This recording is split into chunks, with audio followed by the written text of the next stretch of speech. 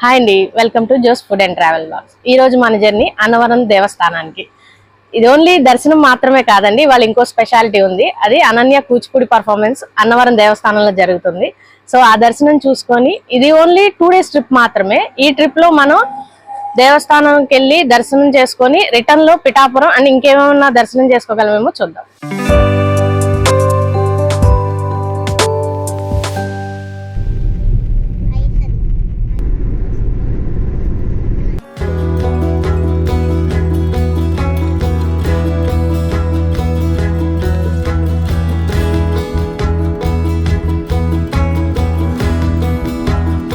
So half of the journey cover చేసాము. So ఇప్పుడు tiffin break అయితే ఆగాము. మాకు జర్నీలు కంటిన్యూస్ గా అలవాటే కాబట్టి మోస్ట్లీ ఇంట్లో ఫుడ్ ప్రిఫర్ చేస్తాను. ఆఫ్టర్నూన్ ఎలాగో బయట తినాలి కాబట్టి ఇంట్లో నుంచి ఫుడ్ తెచ్చాము. ఇప్పుడు అది అయిపోయాక రిమైనింగ్ జర్నీ స్టార్ట్ చేద్దాం. అనన్య డాన్స్ గ్రూప్ పిల్లలు కూడా ఇక్కడే ఆగారు అండ్ వాళ్ళు కూడా బ్రేక్ఫాస్ట్ చేస్తున్నారు. సో మా బ్రేక్ఫాస్ట్ అయితే అయిపోయింది. ఇడ్లీ అండ్ పులిహార ఫసక్ చేసాము ఇప్పుడే.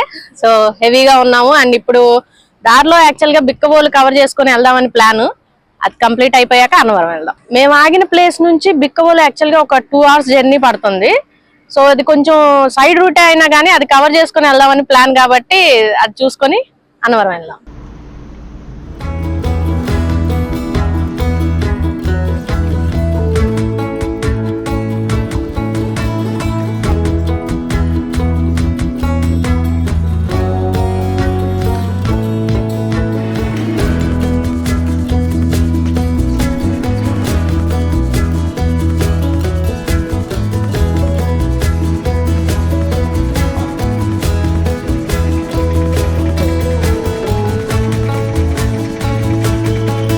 మొత్తానికి బిక్కబోలు అయితే వచ్చేసామండి. ఇక్కడ అతి పురాతన కాలం నాటి వినాయకుడి గుడి ఉంది. పాసిబుల్ అయితే కనుక నేను దేవుణ్ణి చాలా దగ్గర నుంచి చూపించడానికి ట్రై చేస్తాను. అలాగే ఇక్కడికి దగ్గరలో సుబ్రహ్మణ్యేశ్వర స్వామి గుడి కూడా ఉంది, అది కూడా చూద్దాం.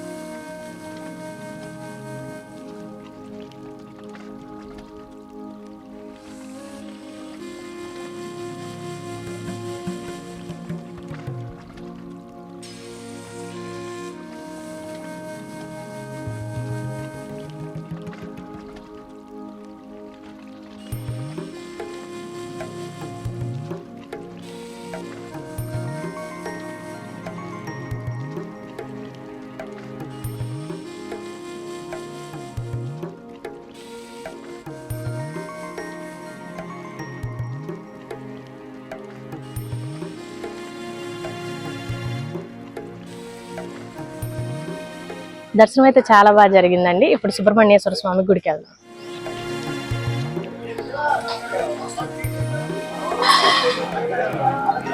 ఇదేనండి గోలింగేశ్వర కుమార సుబ్రహ్మణ్యేశ్వర స్వామి గుడి. ఇక్కడ ప్రత్యేకత ఏంటంటే ఇప్పటికీ సుబ్రహ్మణ్యేశ్వర స్వామి సర్పరూపంలో సంచరిస్తారని చెప్తారు. వెళ్ళి దర్శనం చేసుకుంది.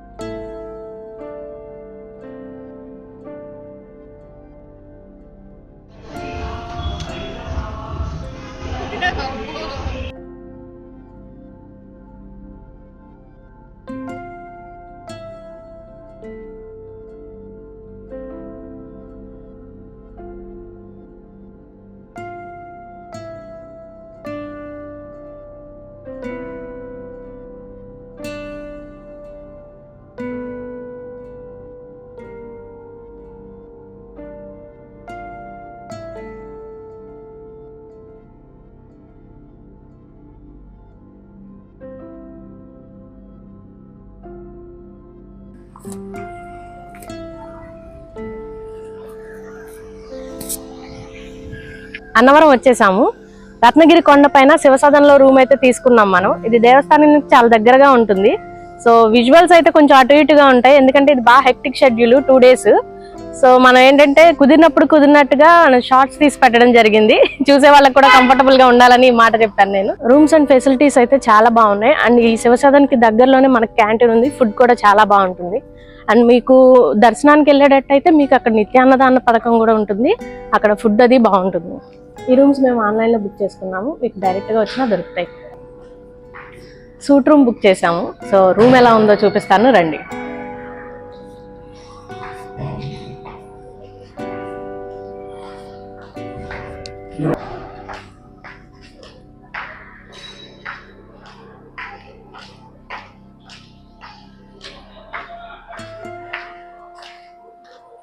సో మనకి అలాట్ చేసిన రూమ్ నెంబర్ 123. లోపలికి వెళ్దాం.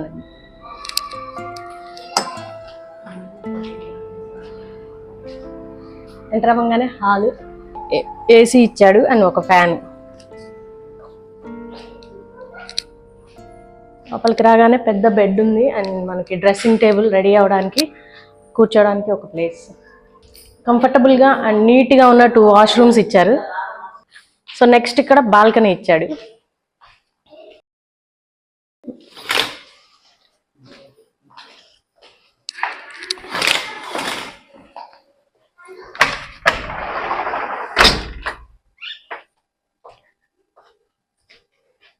చుట్టూతా కొండలు, వ్యూ అయితే చాలా బాగుంది. కాకపోతే ఇక్కడ మనం ఎంజాయ్ చేసే అంత టైం ఉండదు.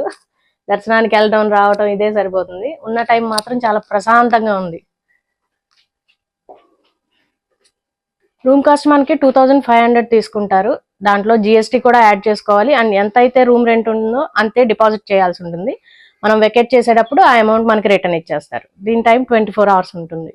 అనన్య పర్ఫార్మెన్స్ కి టైం అయిపోతుంది. సో ముందు ఆ పర్ఫార్మెన్స్ చూద్దాము, అండ్ తర్వాత ఆ విజువల్స్ నేను మీకు చూపిస్తాను. తర్వాత ఏం చేద్దాం అనేది కంటిన్యూ చేద్దాం.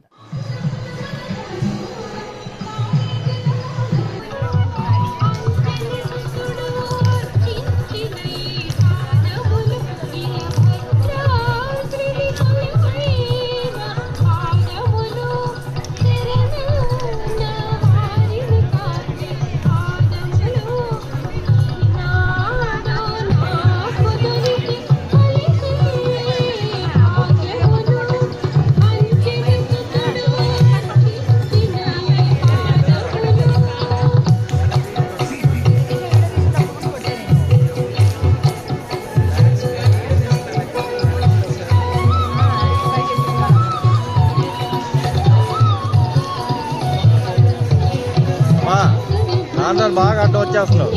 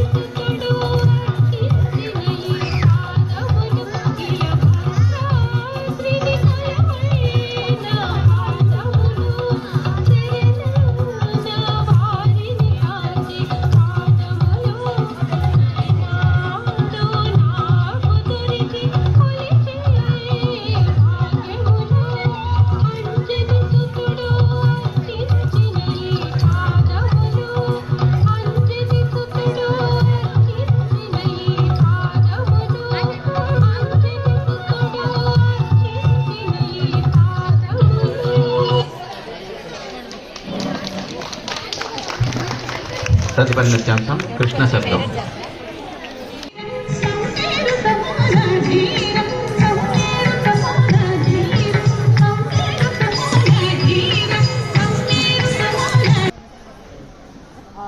రితిక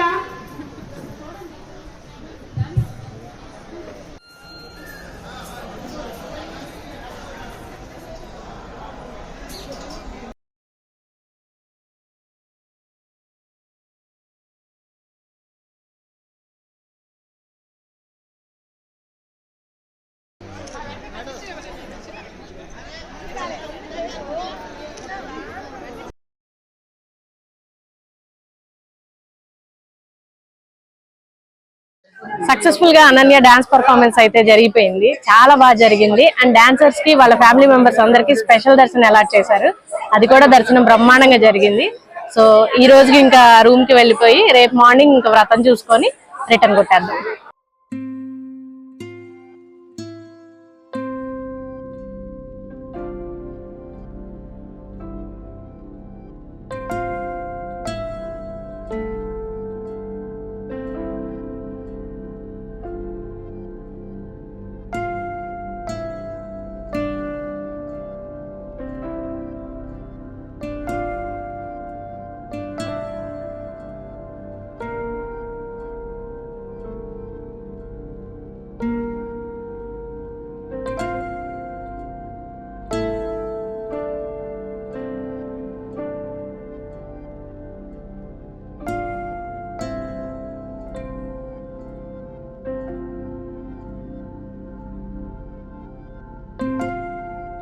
స్వామివారి వ్రతం చేసుకోవడానికి అయితే వెళ్తున్నాము.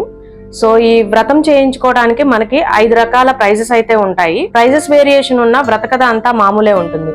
సో ఈ వ్రతం పూర్తి అవడానికి ఈజీగా 40-45 మినిట్స్ పడుతుంది. వ్రతం అయ్యాక మళ్ళీ మనం రూమ్ కి వెళ్దాం.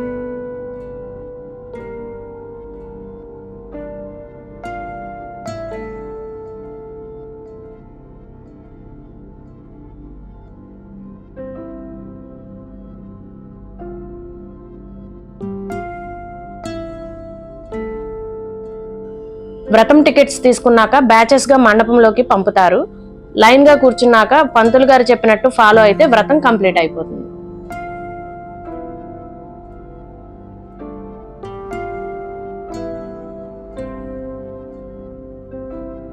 వ్రతం పూర్తయిపోయింది. అట్నుంచి అటే సరాసరి మేము స్వామివారి దర్శనం చేసుకుని ఇప్పుడే బయటికి వచ్చాము.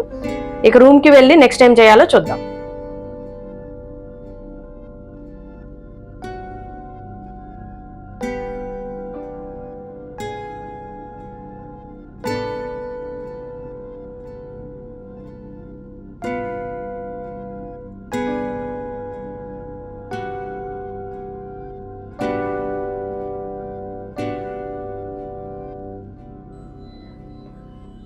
బయటికి వచ్చాక అక్కడే నిత్యాన్నదానం జరుగుతుంది, అక్కడికి వెళ్ళి భోజనం చేశాము.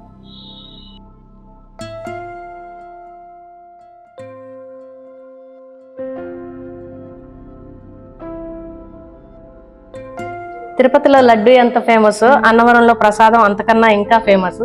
అండ్ టేస్ట్ కూడా చాలా బాగుంటుంది. ఇక్కడ వచ్చే టేస్ట్ మనం తయారు చేసుకున్నా కూడా అంత ఇదిగా రాదు. అండ్ మీరు ఇక్కడికి వచ్చినప్పుడు తప్పకుండా తీసుకుని టేస్ట్ చేయండి. అన్నవరం వచ్చాక ప్రసాదం తినకుండా ఉండకూడదు.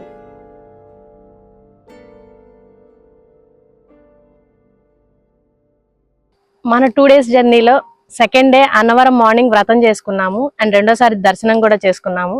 భోజనం కంప్లీట్ అయిపోయింది. సో ఇక్కడతో అన్నవరం ప్రోగ్రామ్ కంప్లీట్ అయిపోయింది. ఇప్పుడు మనం విజయవాడ వెళ్తున్నాం, కాకపోతే వయా పిఠాపురం వెళ్తున్నాం.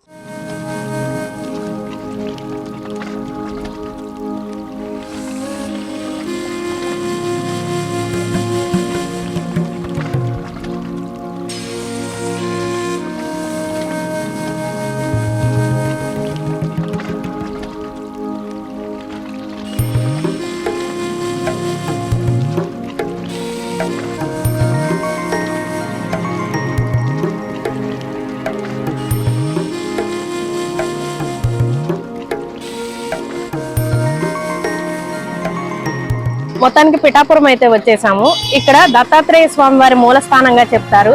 అలాగే అష్టాదశ శక్తి పీఠాల్లో 10వ శక్తి పీఠమైన పురోహితికా దేవి ఇక్కడే ఉన్నారు. దర్శనం చేసుకుందాం పడుతుంది.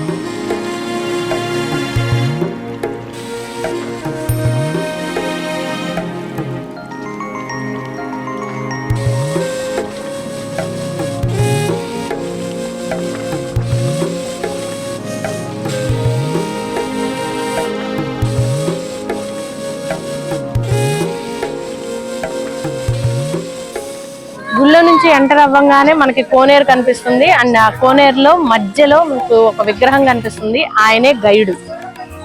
త్రిమూర్తులు గయాసురుణ్ణి సంహరించగా అతని యొక్క పాదాలు ఈ క్షేత్రం నందు పడ్డ కారణంగా ఈ గుడి పాదగయగా ప్రసిద్ధి చెందింది అనమాట.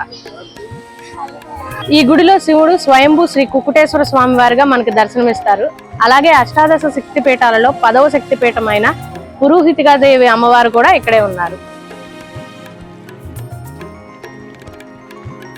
త్రిగయ క్షేత్రాలుగా ప్రసిద్ధిగాంచిన వాటిలో ఒక గయ మన పిఠాపురంలో ఉంది, ఒకటి బీహార్లో అండ్ ఒకటి ఒరిస్సాలో ఉంది. బీహార్లో గయాసురుడి యొక్క శిరస్సు పడటం వల్ల దాన్ని శిరోగయ అని, ఒరిస్సాలో గయాసురుడి యొక్క నాభి పడినందువల్ల దాన్ని నాభిగయగా చెప్తారు. ఇక్కడ వచ్చేసి మనకి గయాసురుడి యొక్క పాదాలు పడటం వల్ల దీన్ని పాదగయగా చెప్తారు.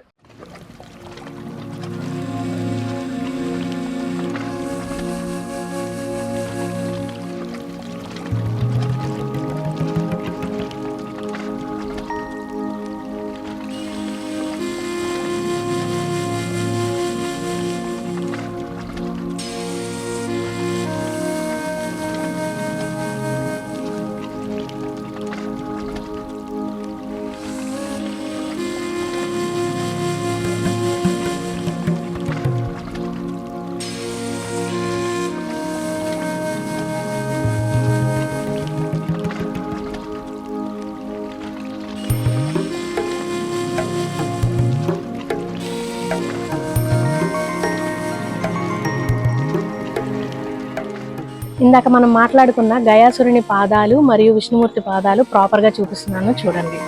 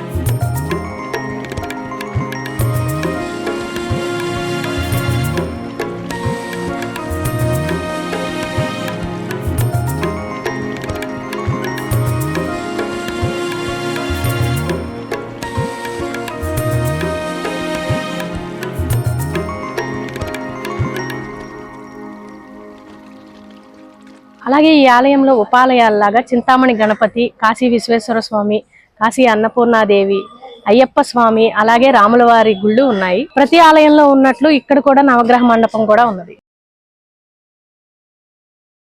ఈ ఆలయానికి క్షేత్రపాలకుడు కాలభైరవుడు. ఇక్కడ దర్శనం అయితే అయిపోయిందండి. సో కుదిరితే గనక సామర్లకోటలో ఆగుతాము, లేదు అనుకుంటే ఇంకా విజయవాడకి వెళ్ళిపోతాము. సో ఇక్కడతో టాటా బై బై అనుకోండి. మరో వీడియోలో కలుద్దాం.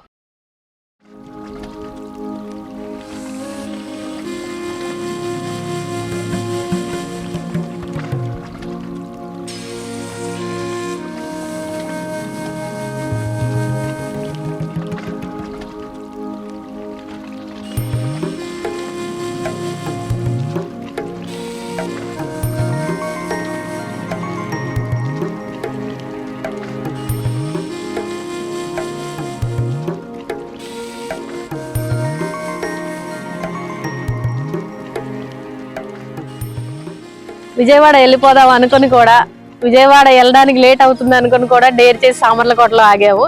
ఇది కూడా కంప్లీట్ చేసుకొని అప్పుడు వెళ్తాం విజయవాడకి.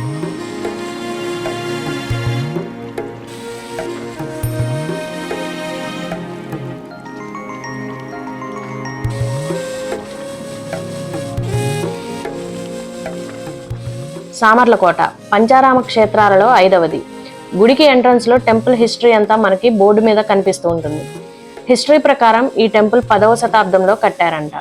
ఇక్కడ భీమేశ్వరుణ్ణి కుమారస్వామి ప్రతిష్ఠించడం వల్ల కుమార భీమేశ్వరం అని పేరు వచ్చింది. అమ్మవారు బాలా త్రిపుర సుందరిగా దర్శనమిస్తారు ఈ టెంపుల్లో. అలాగే ఈ temple and Draksharamam temple similar గా అనిపిస్తూ ఉంటాయి. అండ్ ఈ రెండు టెంపుల్స్ కూడా చోళరాజైన భీమనపాలుడు కట్టించాడంట. గుడి ప్రాంగణంలో మనకి ఒక కోనేరు ఉంటుంది. దాన్ని భీమగుండం అంటారు. ఆ కోనేరు నీటితో పక్కనే ఉన్న శివలింగానికి స్వయంగా మనమే అభిషేకం చేసుకోవచ్చు. మండపంలో ఉన్న నంది ఏకశిలలో 6 అడుగుల ఎత్తులో ఉంటుంది. అదేవిధంగా ఇక్కడ శివలింగం 14 అడుగుల ఎత్తులో 2 అంతస్తుల్లో ఉంటుంది. ఫస్ట్ ఫ్లోర్లో దర్శనం తర్వాత కింది భాగంలో ఉన్న లింగాన్ని దర్శనం చేసుకోవాలి. ఇక్కడ ఇంకో విశేషం ఏంటంటే చైత్ర వైశాఖ మాసాల్లో సూర్యకిరణాలు ఉదయం స్వామివారి పాదాల మీద అలాగే సాయంత్రం అమ్మవారి పాదాల మీద పడతాయంట.